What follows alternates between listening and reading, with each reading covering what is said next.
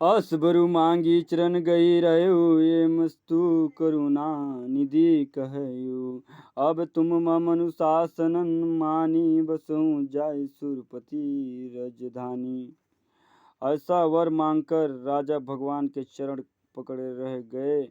तब दया के निधान भगवान ने कहा, ऐसा ही हो, अब तुम मेरी आज्ञा मानकर देवराज इंद्र की राजधानी में जाकर बस करो। सो ता करी भोग विशाल, ताह कहे कछु काल पुनि। होहि अवध भुआल, तब मैं भोब तुम्हार सूत। हे तात, वह स्वर्ग के बहुत से भोग भोग कर कुछ काल बीत जाने पर तुम अवध के राजा होंगे, तब मैं तुम्हारा पुत्र होऊंगा। ऐसा भगवान कहें। इच्छा मैं नर वेश संवारे, होय प्रगट निकेत तुम्हारे। असन सहित दे धरी ताता, करे हूँ चरित्र भगत सुख दाता। इच्छा निर्मित मनुष्य रूप धरक कर मैं तुम्हारे घर प्रकट होऊंगा। हे तात, मैं अपने अंशों सहित देह धारण करके भक्तों को सुख देने वाले चरित्र करूंगा। भगवान बोलते हैं राजा के घर में जन्म लूंगा। भगवान बोलते हैं राजा के घर में जन्म लूंगा और सभी का कल्याण करूंगा। इस प्रकार से भगवान राजा से कहते हैं। जे सुनी सादर नर बड़ भागी, भवतरी है ममता मद त्यागी।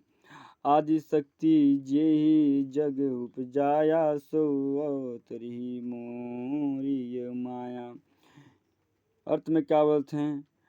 जिन चरित्रों को बड़े भाग्यशाली मनुष्य आदर सहित सुनकर ममता और मद त्याग कर भव सागर से तर जाएंगे, आदि शक्ति यही मेरी स्वरूप भूता माया भी जिनके जगत को उत्पन्न किया है, अवतार लेंगी।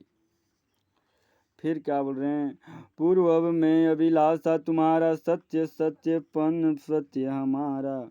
पुनि पुनि यश कहीं कृपा निधान, अंतर ध्यान भय भगवान। इस प्रकार मैं तुम्हारी अभिलाषा पूरा करूंगा।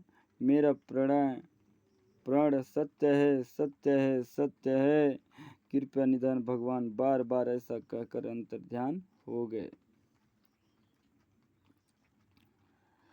दंतपति उर धरी भगत कृपाल, ते आश्रम निवेश कछु काला।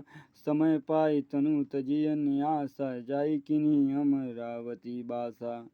वह स्त्री पुरुष भक्तों पर कृपा करने वाले भगवान को हृदय में धारण करके कुछ काल तक उस आश्रम में रहे। फिर उन्होंने समय पाकर सहज ही बिना किसी कष्ट के शरीर छोड़कर अमरावती इंद्र की पुरी में जाकर वास किया। आगे आप दूसरा दोहा जाते हैं।